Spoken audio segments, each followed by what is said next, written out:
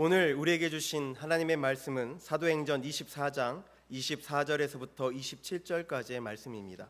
신약 성경 231쪽입니다. 사도행전 24장 24절에서부터 27절까지의 말씀, 신약 성경 231쪽입니다. 하나님의 말씀을 봉독합니다. 수일 후에 벨릭스가 그 아내 유다 여자 두루실라와 함께 와서 바울을 불러 그리스도 예수 믿는 도를 듣거늘 바울이 의와 절제와 장차 오는 심판을 강론하니 벨릭스가 두려워하여 대답하되 지금은 가라, 내가 틈이 있으면 너를 부르리라 하고 동시에 또 바울에게서 돈을 받을까 바라는 고로 더 자주 불러 같이 이야기하더라. 이태가 지난 후 보르기오 베스도가 벨릭스의 소임을 이어받으니 벨릭스가 유대인의 마음을 얻고자 하여 바울을 구류하여 두니라. 아멘. 이 시간 기도하겠습니다. 좋으신 하나님, 귀한 예배를 통해서 말씀 듣게 하시니 감사합니다. 아버지, 우리 마음을 열어주시고 하나님의 말씀을 통해서 자신의 삶을 돌아보는 귀한 시간 되게 은혜 내려 주시옵소서. 찬양으로 연주로 수고하는 모든 분들에게 은혜 주시고 하나님 늘 은혜 충만한 모습으로 충성할 수 있도록 저들의 삶을 인도하여 주옵소서. 오늘 또 주의 성령이 우리 10년 가운데 역사할 줄로 믿사오며 예수님 이름으로 기도하옵나이다. 아멘. 할렐루야. 여러분 건강하세요. 행복하세요. 잘 되시길 바랍니다. 독일의 유명한 철학자 임마누엘 칸트는 우리는 잘 압니다. 이 사람의 철학 바탕에는 언제나 도덕입니다. 인간의 존엄성과 자율성을 굉장히 가치 있게 여기고 강조했던 사람입니다. 인간은 어떤 동물이나 어떤 사상이나 이념이나 그 어떤 것으로부터 비교되어서도 안 되고 세상에는 모든 것이 가격으로 평가가 되고 가격으로 얼마든지 가치를 매길 수가 있지만은 사람은 그래서는 안 된다라고 말합니다. 사람만 갖고 있는 인간의 존엄성을 우리는 인정해야 된다라고 말하고 그 인간의 존엄성은 세상의 그 어떤 목적을 위해서라도 수단시 되어서는 안 된다라고 말합니다. 그래서 이 칸트의 철학 바탕에는 언제나 인간의 존엄성과 자율성 강조를 합니다. 자율성은 도덕적 법을 스스로 세울 수 있는 능력을 말하는 거죠. 사람은 자유하고 자율성이 있다고 자기 마음대로 해도 된다는 것이 아니라 그렇게 될 때는 본능과 욕망의 노예가 되지만은 그가 귀중히 여기는 자율성은 이성을 가진 인간이 스스로 도덕적인 법칙을 만들고 그 법칙에 자기 자신을 복종시킬 수 있는 능력을 말한다고 합니다. 그렇기 때문에 배고프다고 해서 빵을 훔치면 안 되고 두렵다고 해서 거짓말해서도 안 되고 스스로 이성적인 판단을 가지고 옳고 그름을 잘 실천하게 될 때에 인간의 위대한 가치가 있다라고 말했습니다. 그러면서 그는 인간이 가지고 있는 선의지, 선에 대한 의지를 굉장히 중요시 여겼습니다. 선에 대한 의지. 그는 그의 책 도덕 형이상학 정초라는 책 서문에 그런 말을 합니다. 이 세상에서, 아니 이 세상 밖에서라도 조건 없이 선하다고 여길 수 있는 것은 오직 선에 대한 의지뿐이다 라고 말했습니다. 조건 없이 선하다고 할 수 있는 것은 선의지다라는 거죠. 그래서 그는 늘 인간의 존엄성, 자율성, 도덕성, 선의지를 많이 강조했는데 이렇게 강조하는 그의 사상의 배경에는 아버지 영향을 많이 받았다는 겁니다. 그의 아버지는 요한 게오르그 칸트입니다. 그 아버지는 가난했습니다. 마구, 즉 말에 필요한 모든 도구, 그걸 제작하고 파는 업을 갖고 있었습니다. 그러다 보니 그렇게 부자는 아니었습니다. 그런데 그 아버지가 늘 강조하는 게 있습니다. 그 아버지는 두 가지를 꼭 강조했는데, 첫째는 경건한 신앙, 둘째는 정직함. 그는 루터교 경건주의 종파에 속한 독실한 신앙인이었습니다. 그러다 보니까 경건주의에서 말하는 것은 인간의 순결함과 도덕적 의무, 극도의 정직함, 소박한 삶을 강조하는 신앙운동이죠. 거기서 늘 정직함을 강조하는 이 아버지에 대한 일화가 있습니다. 한 번은 그 아버지가 마차를 타고 고향으로 가게 되었는데, 깊은 숲속을 지나가야 하기 때문에 숲을 지나가다가 중간쯤에서 무장한 강도를 만났습니다. 그 강도들이 이때다 싶어서 요한 게오르그 칸트에 갖고 있는 모든 것을 뺏었습니다. 심지어 말까지, 마차까지 다 뺏고 생명의 위협을 느끼지만은 그러나 죽이지는 않았습니다. 이제 마지막 다 뺏고 난 다음에 그 강도 두목이 이 요한 게오르그 칸트 이야기합니다. 당신이 갖고 있는 것이 이게 전부냐? 더 숨긴 것이 없느냐? 라고 말하니까 겁이 나서 이게 전부입니다. 아무것도 없습니다. 그러면은 가라 해서 보내준 겁니다. 그래서 이 요한이 가다가 보니까 뭔가 만져지는 게 있습니다. 가만히 생각하니까 항상 자기 깊은 옷 주머니에 비상금처럼 늘 갖고 다니는 금부치가 있었습니다.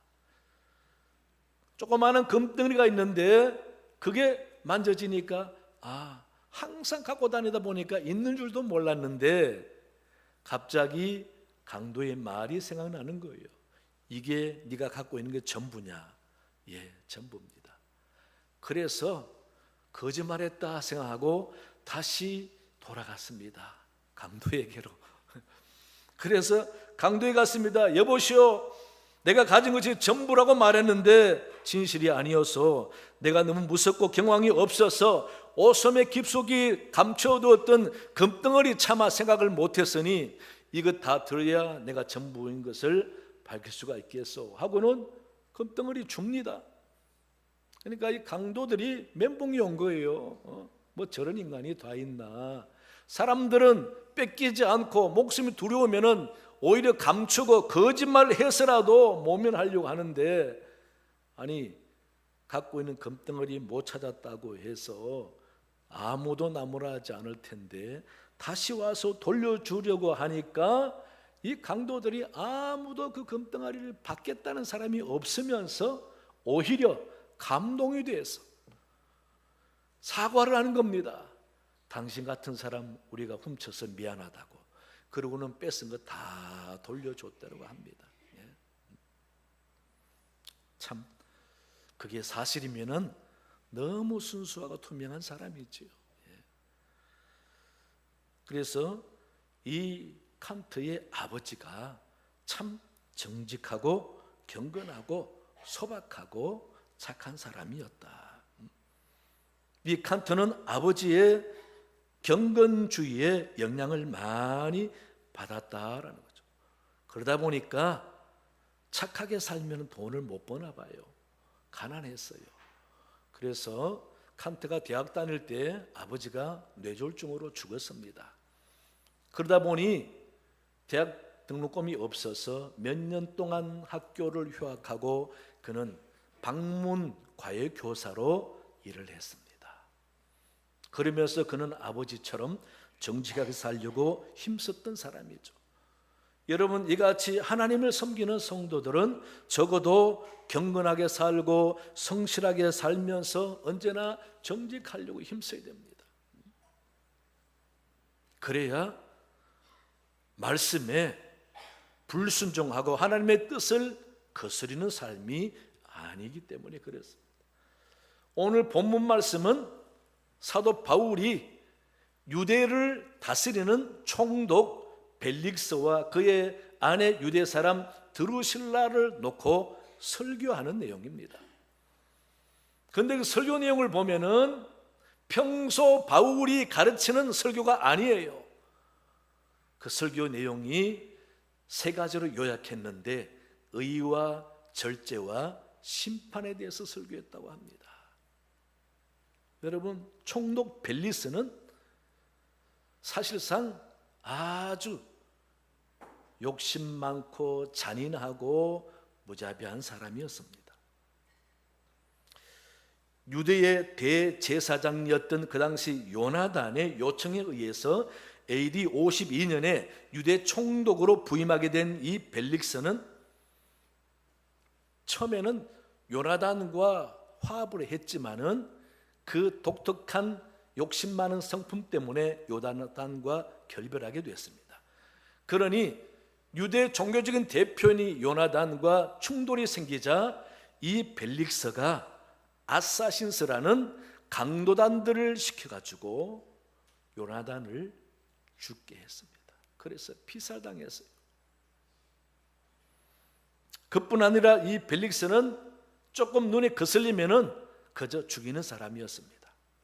그 당시에 애굽 사람이 한 사람이 선동을 너무 하다 보니까 군중들을 모아놓고 오래 가지 않아서 예루살렘 성벽이 무너진다라고 하면서 사람들을 선동했어요.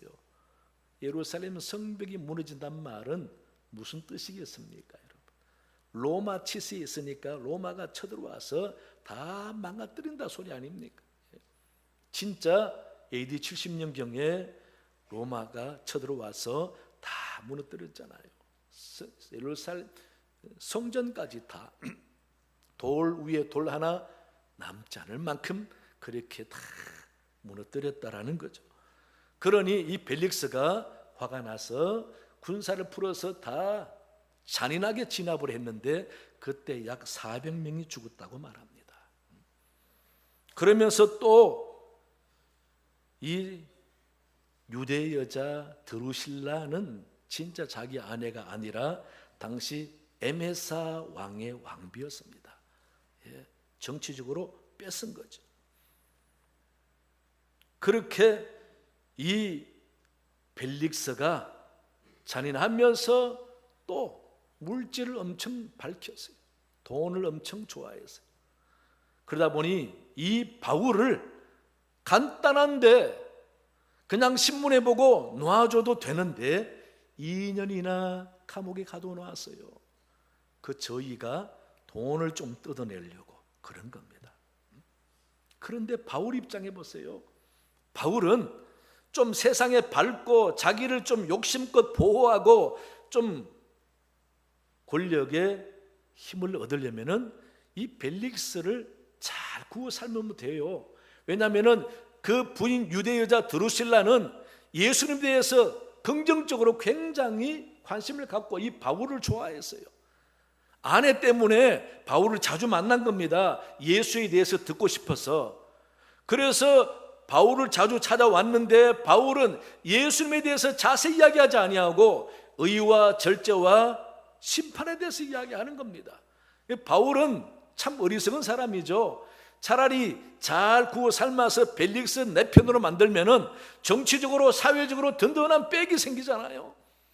자기를 괴롭히는 유대 종교 지도자들에게 든든한 총독이 자기 백이고 자기 편이면은 함부로 못하지 않습니까? 그런데 바울은 그렇게 하지 않았습니다.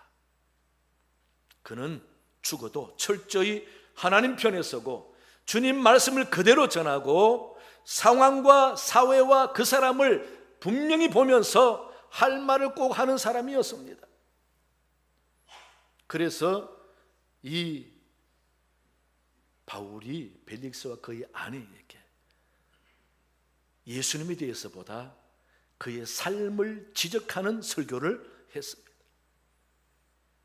내용을 한마디로 줄여보면은 당신처럼 계속 하나님 앞에 죄를 지으면은 마지막에는 반드시 심판을 받을 것입니다. 이 내용입니다.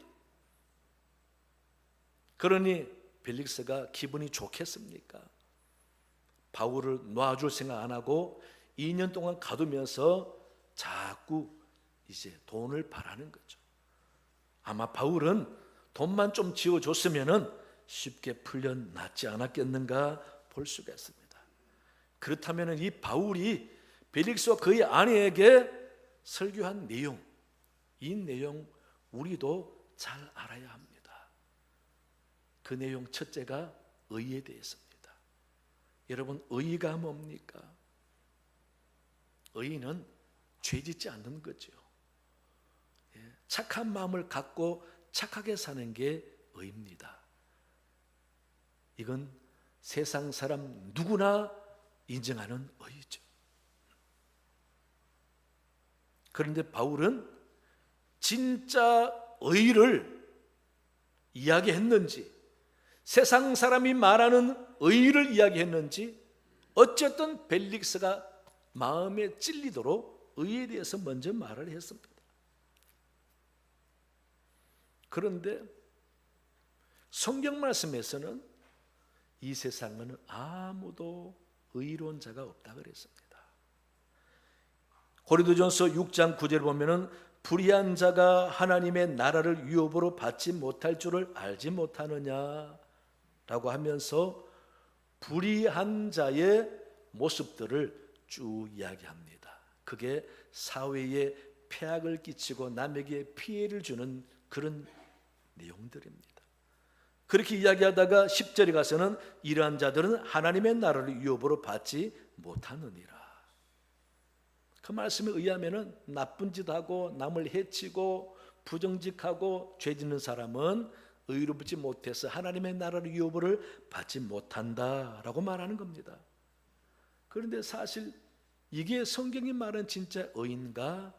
아닙니다. 사실 바울이 말하는 의인은 그게 아니에요. 고린도 교회에 워낙 범죄가 많고 소송이 많다 보니까 그렇게 이야기하면서 진짜 의로운 사람은 행동에서 말하는 것이 아니라, 행동을 보고 의롭다고 말하는 것이 아니라 마음의 의, 심령의 의를 이야기하는 겁니다.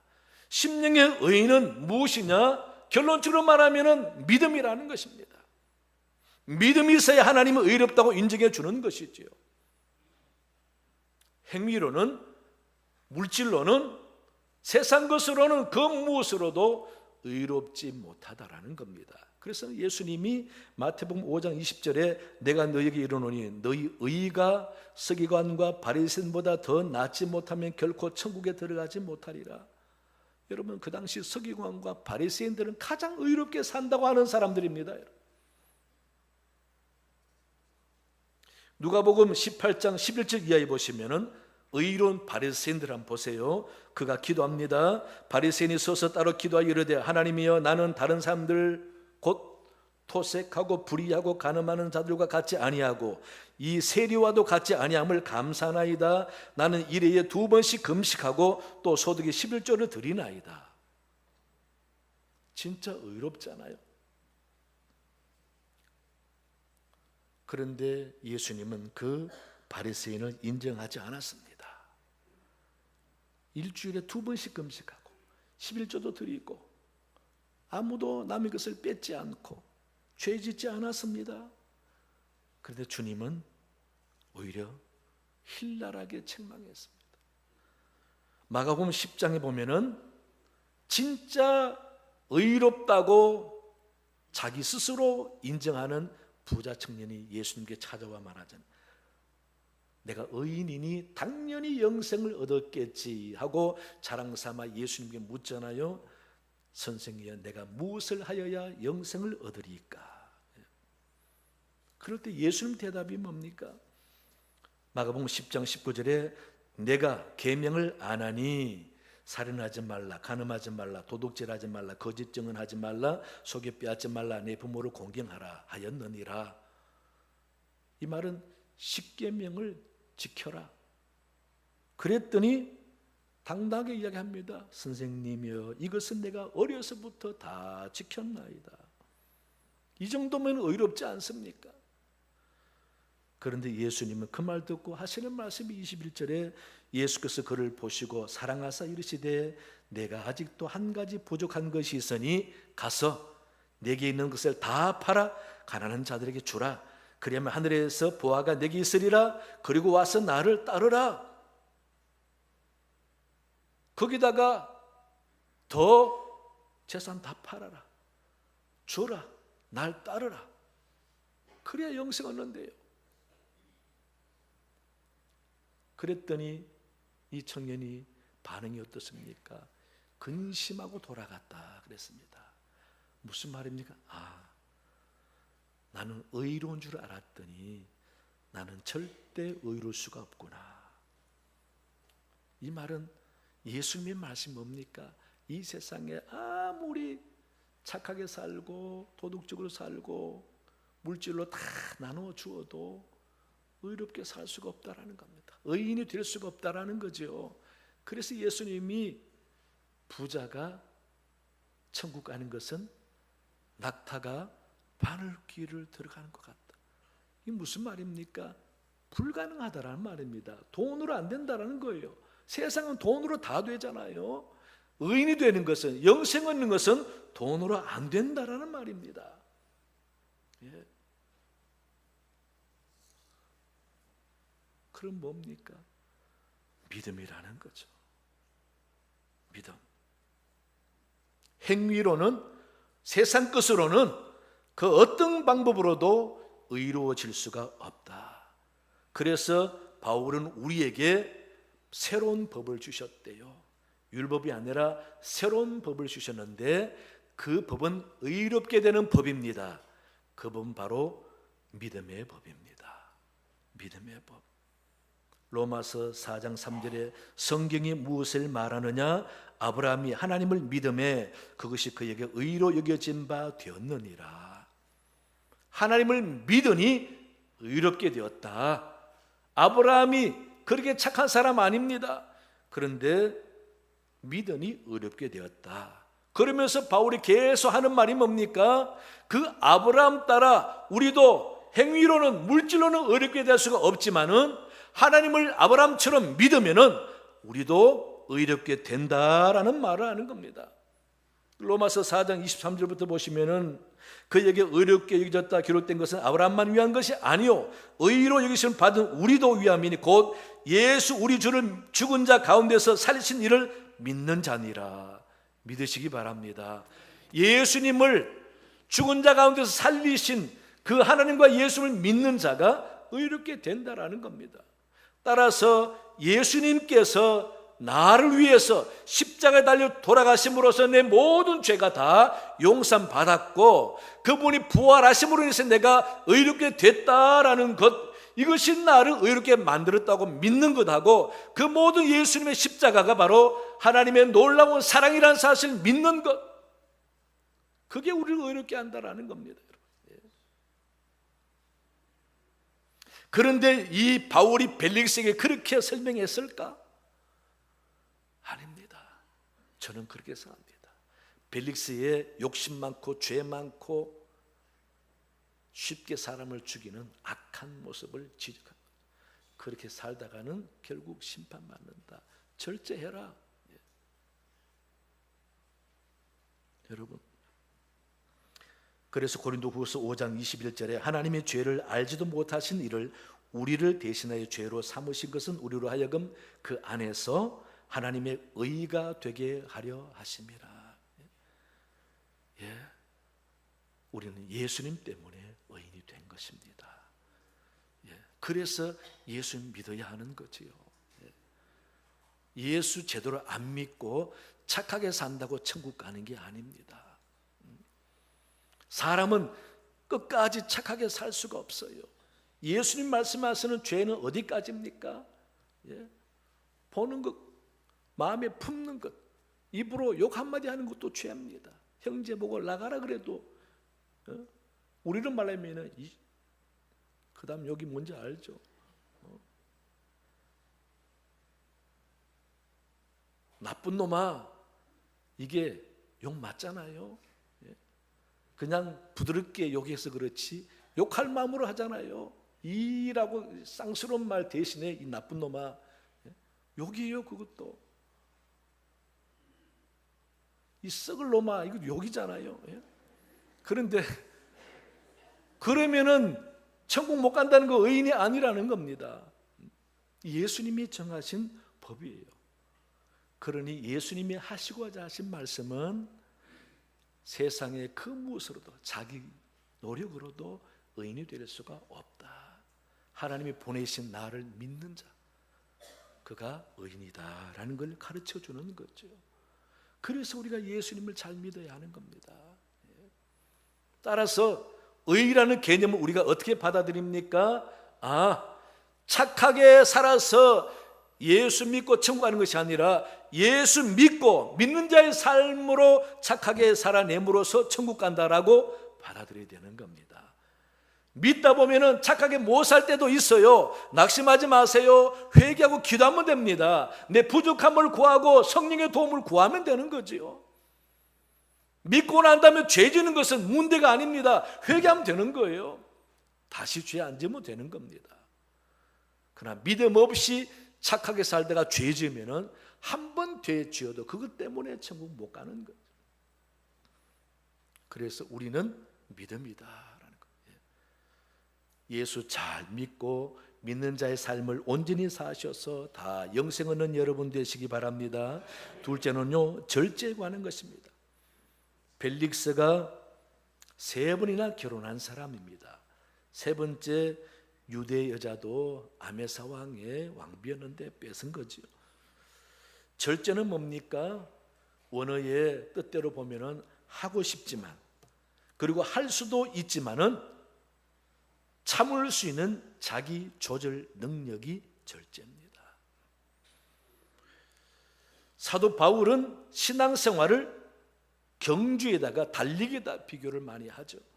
그러면서 그 달리기에 1등 하려면은 절제해야 된다라고 고린도전서 9장 25절에 이기기를 다투는 자마다 모든 일에 절제하나니, 신앙생활 잘 하려고 하는 사람은 절제하지 않으면 안 된다. 달리기 1등 하겠다는 사람이 먹을 거 다 먹고 놀 거 다 놀고 훈련을 안 하고 가고 싶은 데 다 가고, 그리고 무슨 1등을 하겠습니까? 친구가 놀러 가자 그래도 몸을 단련하고 달리기 좀 더 보폭을 넓히려고 힘쓰고, 먹으러 가자 그래도 몸무게 늘어나면 못 달리니까 안 먹는다고 하고, 절제를 해야 되잖아. 그런데 절제 못하면 안 된다는 거죠. 맞습니다. 사람에게서 가장 중요한 게 절제예요. 이 절제 못하면 후회가 참 크죠. 우리는 모든 삶의 전반에 있어서 절제를 해야 됩니다.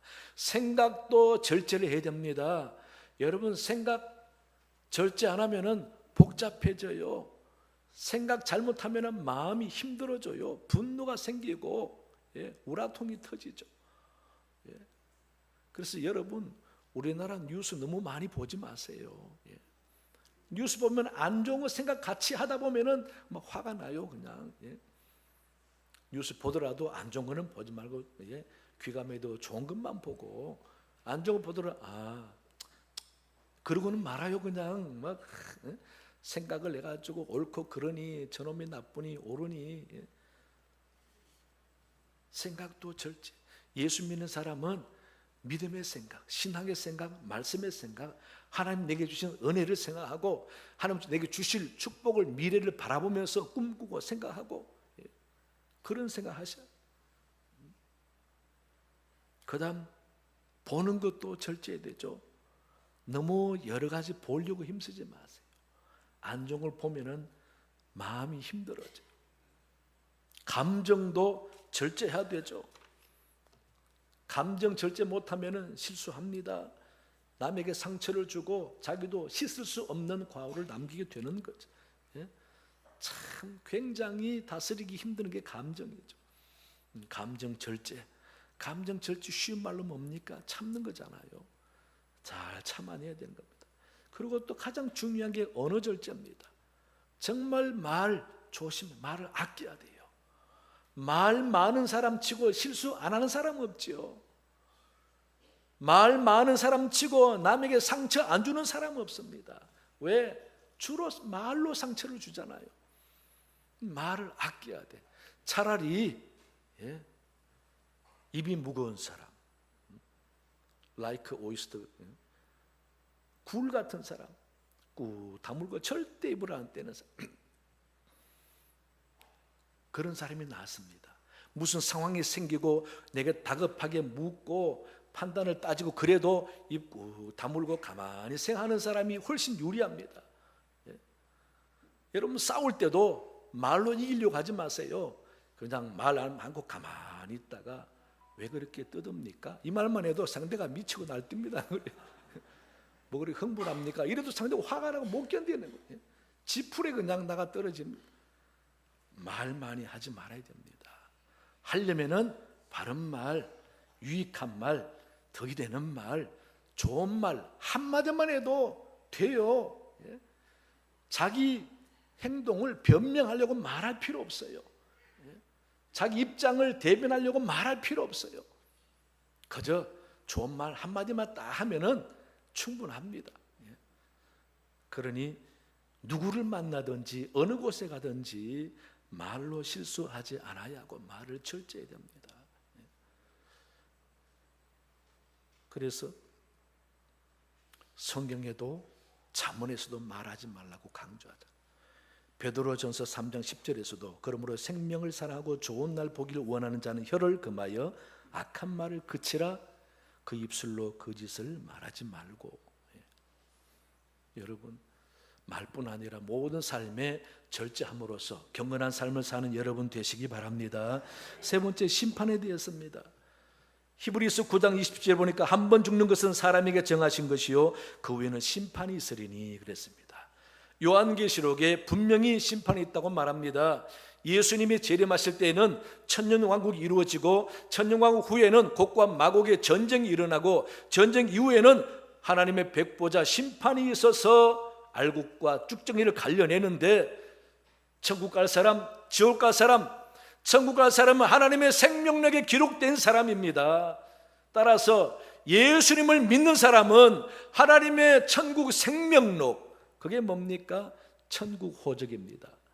여러분 대한민국의 호적보다 천국 호적의 이름이 있다는 사실을 감사하시고 기뻐하시기 바랍니다. 마지막 심판이 있을 때에는 생명록에 이름 없는 사람은 다 지옥 간다고 말씀하고 있습니다. 그래서 사도 바울이 빌립보 교인들에게 말하기를 빌립보 시는 로마의 축소판이라 생각하면 됩니다. 많은 로마 혜택을 받으면서 로마에서 세금도 면제받는 특별한 도시입니다. 그러니 로마 시민권이 됐다고 자랑하지 말고 천국 시민권이 있다고 자랑하라라고 그렇게 가르쳤던 빌립보 3장 20절. 우리는 하늘의 시민권이 있는 사람들이다. 그의 긍지를 가져라고 말하고 있습니다. 그러므로 저와 여러분들은 다 천국 간다라는 것은 기본이고 거기에서 내가 천국 가서 주님에게 칭찬받아야 되겠다. 삶을 열심히 살고 믿음으로 순수히 살고 할 수 있는 대로 좋은 일하고 교회에 충성하고 그래서 하늘에 가서 칭찬받아야 되겠다. 열심히 신앙생활 잘하시고 기도생활 꾸준히 하시고 그러면 주님이 칭찬하실 것입니다. 우리는 이미 천국 약속된 사람이니 하늘나라에 가서 얼마나 우리 주님이 기쁘게 맞이하면서 어서 오라고. 주님도 감정이 계시잖아요. 그래서 맨날 뺀질리고 신앙생활 안 하고 교회도 등한시 하는 사람이 천국 오면은 주님이 크게 기뻐하시겠습니까? 저 인간 드디어 천국 오는구나. 여러분, 그건 제 생각입니다. 순전히 주님이 진짜 그런 줄 저는 모르겠어요. 하지만 그렇지 않겠나? 물론 주님이 너무 마음이 좋으셔서 그래도 애썼다, 수고했다 받아주시겠죠. 예. 너무 걱정하지 마세요. 그런다고 여러분 갑자기 달라지겠습니까? 삶의 형편대로 사셔야 되잖아요. 하지만 한 가지, 나는 천국 가니 천국 백성으로 열심히 살아야 되겠다, 놓치지 마시기 바랍니다. 오늘 바울이 벨릭스와 부부에게 의에 대해서, 절제에 대해서, 심판에 대해서 설교했습니다. 여러분 한 번 더 이 세 가지를 기억하면서 내가 진짜 하나님 앞에 신앙생활 잘해야 되겠다 다짐해보는 여러분 되시기를 간절히 축원합니다. 하나님 아버지 감사합니다. 오늘도 주의 말씀을 상고하며 의에 대해서, 절제에 대해서, 심판에 대해서 상고해 보았습니다. 아버지, 우리는 예수 믿는 사람이요 하나님의 자녀이니 더 열심히 의와 절제와 심판을 생각하면서 천국에서 상급을 바라보며 열심히 신앙생활 잘 할 수 있는 우리가 되게 도와주시옵소서. 감사하며 예수님 이름으로 기도하옵나이다. 아멘.